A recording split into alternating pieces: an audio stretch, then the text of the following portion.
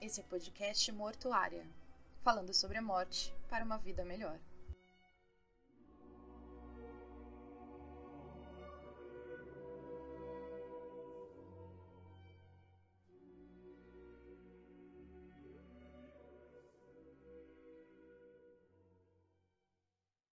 Olá pessoas, tudo bem? Sou eu, Carol Braga, aqui mais um episódio de Mortuária.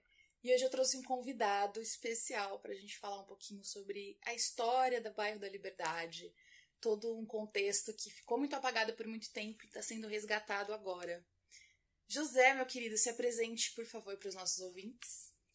Olá, tudo bem? Eu sou o José, eu sou formado em História, estou fazendo pós aí também na área e um grande entusiasta dessa história no sentido de tentar recuperar, né, uma história que tem sido apagada, foi apagada com o tempo e atualmente a gente está tentando aí criar um memorial, estamos tentando criar aí, possibilidades para que mais pessoas acessem essa história e que ela seja difundida e quem sabe no futuro até mesmo falada no ensino regular, né, na escola.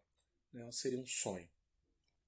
Eu acho interessante, eu te convidei aqui até, né, porque você me contou essa história, né, na verdade. A gente trabalha aqui no bairro da Liberdade faz um tempo. E você me contou essa história pela primeira vez, a gente fez um tour, né, você fez um tour com jovens das nossas turmas e contou, e eu fui como ouvinte. E depois fiquei muito empolgada em reproduzir isso também, né, com as próximas turmas. E você me apresentou muitas histórias e muitos personagens que eu não sabia do bairro, né? Então eu queria que você contasse um pouquinho sobre. Bom, para começar a falar sobre o bairro, a gente que passeia, a gente que vem para comer um lamen, para comer um temaki aqui, né, um rodízio, acha que esse bairro é um bairro essencialmente asiático. Uhum. Mas na verdade ele não é, né? As pessoas que foram chegando depois do processo de abertura dos portos, no sentido de imigração aqui no Brasil, essas pessoas foram colocadas aqui com o intuito, né, com a intenção de apagar o que tinha aqui antes. Uhum. E esse bairro sempre foi um bairro meio que periférico dentro aqui do centro de São Paulo. Se a gente parar para olhar um mapa, a Liberdade está bem atrás da Praça da Sé, está bem atrás da Igreja da Sé, né, da Catedral da Sé no caso. Então, as pessoas que moravam aqui já eram pessoas consideradas de classe baixa para a época, né? Sim. Já eram escravos ou escravos aforreados ou pessoas já consideradas pobres, pardos, pretos, não sei.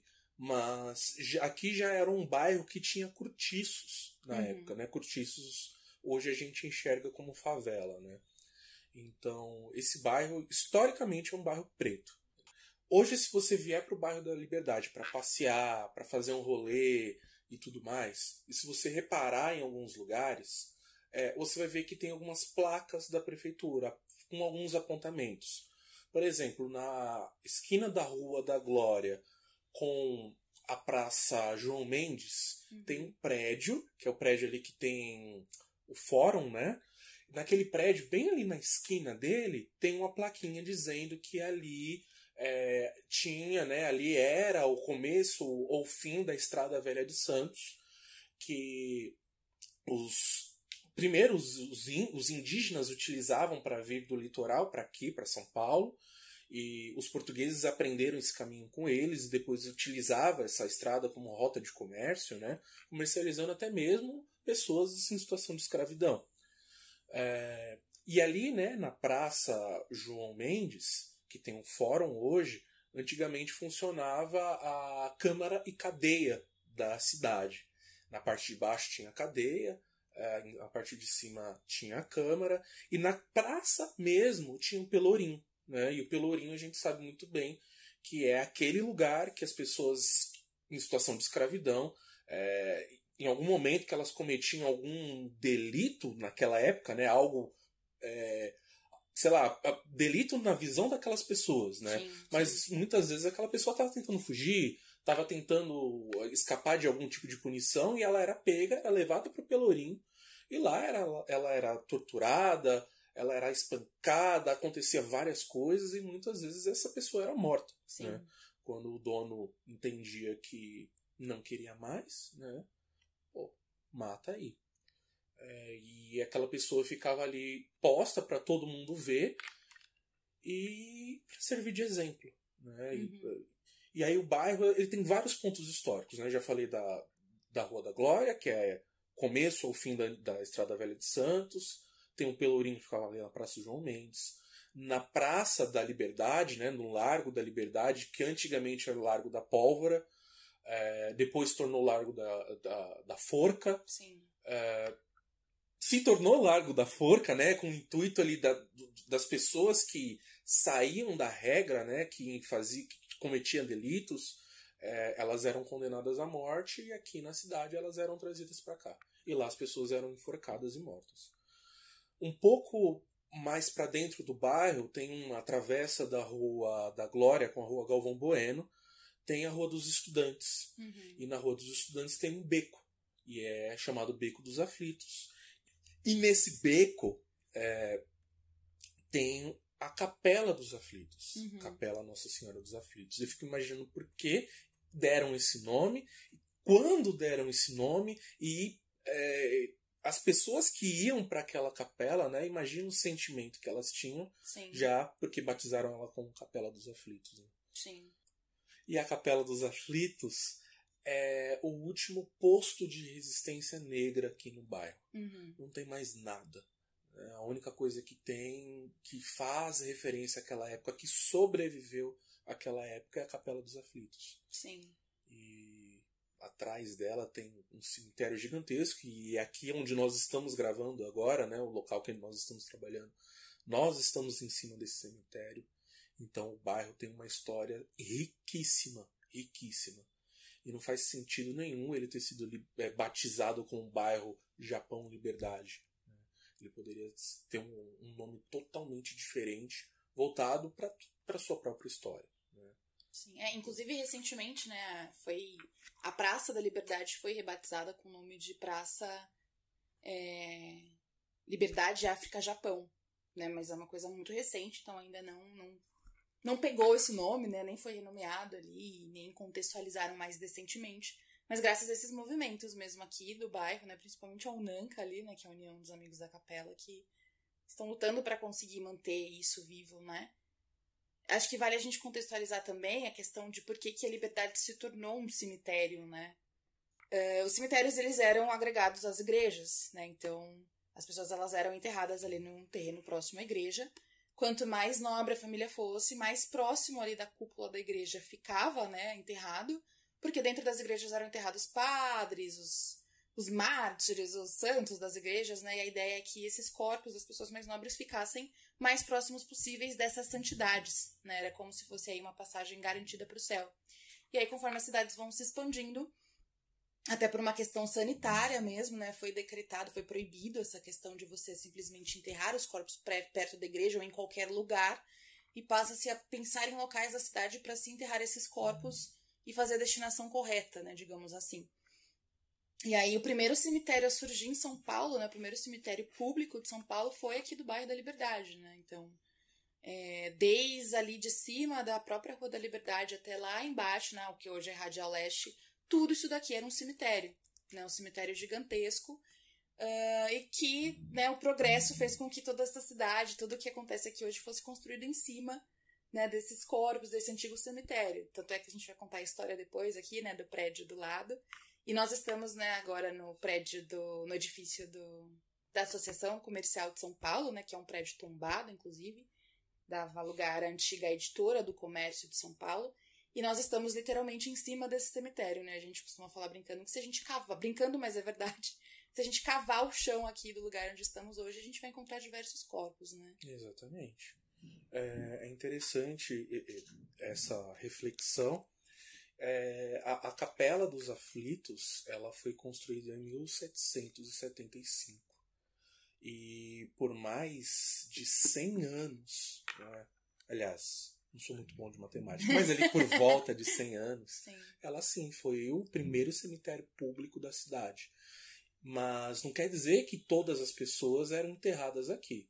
Eram enterradas aqui as pessoas que não tinham grana, as pessoas que eram consideradas pobres, aquém da sociedade, pessoas em situação de escravidão, Sim. indígenas, né? Todo aquele ser social que não fazia parte da alta cúpula da cidade. Sim. Então, esse local, né, a Capela dos Aflitos, era destinada a essas pessoas. E aqui também as pessoas que eram condenadas à morte vinham para cá para receber a extrema-unção e depois era encaminhada lá para o Largo da Forca, no caso hoje Largo da Liberdade. Então, sim, se agora nesse exato momento eu pegar uma pá e começar a cavar, a probabilidade de a gente achar muitas ossadas é gigantesca. Sim. E só foi fechado aqui quando inauguraram o Cemitério da Consolação. Exato. Né? E aí, com a inauguração do cemitério de lá, e nessa questão de que você comentou, né, de saúde pública, não tinha mais por que continuar funcionando aqui. Inclusive, se não me engano, a data do último ano de funcionamento da Capela dos Aflitos é justamente o ano de inauguração da Consolação. E 1858. Isso mesmo. Então minhas contas estão erradas. Né? Funcionou por mais ou menos 80 anos aqui. Mas a gente sabe que não parou as pessoas não pararam de ser enterradas aqui, né? Sim. Pois é, e como a gente está falando, a história desse bairro é riquíssima. Eu, José, eu estudei aqui na FMU. E eu passava por esse lugar, eu comia e bebia, e aquela coisa toda de universitário, né? E mesmo estudando história, mesmo tendo ali várias formações, mesmo fazendo passeios e conhecendo aqui a história da Sé, a história de vários lugares aqui da cidade, ninguém me contou essa história.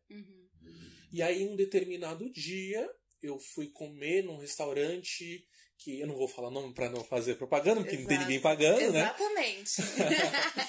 Mas eu fui comer num restaurante que é bem de frente ali pra rua dos Aflitos, né? Pro Beco dos Aflitos. E eu fiquei olhando aquela capelinha minúscula, toda rachada, toda arrebentada. E eu fiquei me perguntando, nossa, que aquilo tá fazendo ali, né? Sendo que em cima tem a Igreja das Almas, tem a Catedral da Sé ali. Por quê, né? E aí terminei o meu yakisoba e fui lá dar uma olhada. E dei de cara com griot. E isso me deixou assim um pouco desnorteado. Nossa, o que um griot tá fazendo numa igreja católica? Contextualiza o que é um griot. O que é um griot? Quem assistiu Pantera Negra 2 sabe, né, que a Shuri tem lá a sua inteligência artificial e ela chama aquela inteligência de griot. E pra Shuri, o griot ele é uma coisa que sabe de tudo, né? Que ele conta histórias e tudo mais. E o que é o griot lá nas culturas africanas, principalmente na Yorubá? O griot é aquela figura ancestral, né? Aquela pessoa que é um pouco mais velha, que guarda com si as histórias, que viveu, né? Teve muitas experiências. Então é aquele senhor ou aquela senhora que vai juntar todo mundo à noite ali para contar histórias. Imagina aquele momento gostoso, né? Manter a tradição oral, né, das histórias. Em culturas e culturas. E tem culturas que vai pela tradição oral. E tinha o griot lá na Capela dos Aflitos, e ele me contou muitas histórias, e uma dessas histórias é a história do Chaguinhas, né, o Francisco José das Chagas, que é o personagem principal, né, entre muitas aspas, aqui do bairro. Né? E eu fiquei assim, caramba, como eu não sabia dessa história? Eu estudei história no bairro da Liberdade e eu não sei a história do bairro da Liberdade. Sim. Que doideira é essa? E aí eu comecei a pesquisar e descobri que já tinha muita gente estudando isso e correndo atrás e fazendo e acontecendo. E foi quando eu percebi, eu trabalho com educação, estou tentando, né? Eu não falo que eu sou historiador porque isso é muito forte, mas eu estou ali na luta, na correria do dia a dia, tenho os meus alunos. Hoje trabalho, dou aula no bairro da Liberdade e como eu não sei isso, né? Sim. E isso é muito triste. é muito triste. Sim. É triste pela história do bairro, é triste pelas pessoas que caminham aqui e não conhecem, é triste por conta da própria história negra desse lugar, esse apagamento, esse esquecimento, esse, sabe, acobertamento disso tudo. Sim. É triste você caminhar pelo bairro da Liberdade e olhar ali para descer na Rua dos Estudantes, olhar para a direita, ver aquilo ali e, nossa, sabe, um lugar cheio de lojas e gente e figuras e o que é aquilo ali, né? E aí quando você vai lá e descobre, toma, né? Sim. Literalmente é um tapa na cara. Sim, exatamente. E pensar que justamente a Capela dos Aflitos, que é um símbolo tão forte, fica no final de um beco completamente oculto, né? Sem nenhum tipo de sinalização nem nada. Recentemente só que estão começar a restauração e graças a esses movimentos que estão tentando resgatar essa história, né? Mas ela ficou por muito tempo ali sem ser trazida à tona, né? De fato, ali no fundo, num background que ninguém conhecia. Ou se conhecia era mais por aquela coisa de um turismo sombrio na cidade de São Paulo, lugares mal assombrados, né? Então só era lembrada por essa questão e não por esse outro lado, né?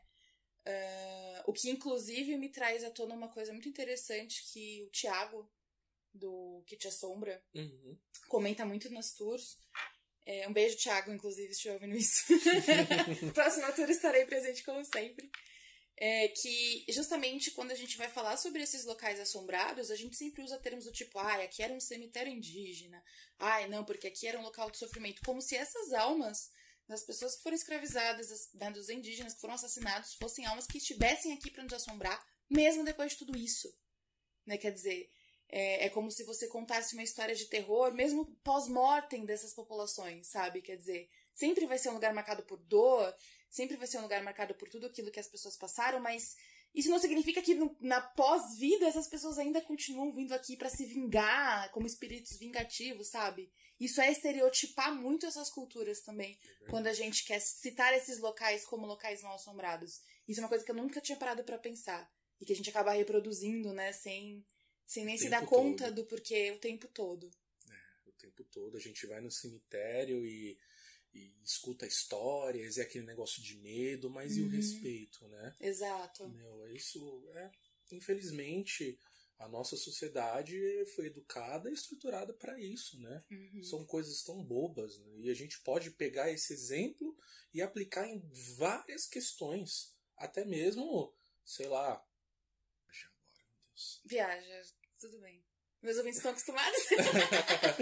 Não, é porque assim, a gente tá falando com a falta de respeito geral, né?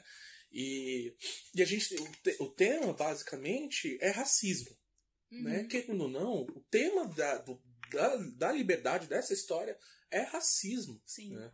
E como a nossa sociedade é criada, estruturada para que a gente continue repetindo certos comportamentos. Exato. Né? A gente tem esse comportamento quando a gente olha para essa história que você acabou de contextualizar. A gente tem esse comportamento quando a gente olha para minorias, né? Com movimentos negros, movimentos LGBT. A gente tem um olhar preconceituoso até mesmo quando uma mulher sofre com algum tipo de violência, assédio. Vai falar o que aconteceu e a pessoa aponta, sabe? Então, sim, a gente realmente é educado de uma forma muito errada. Muito a contramão, né? E isso beneficia quem? Eu não sei. Por isso que eu falei, dá uma viajada aqui. Não, mas é ótimo esse contexto.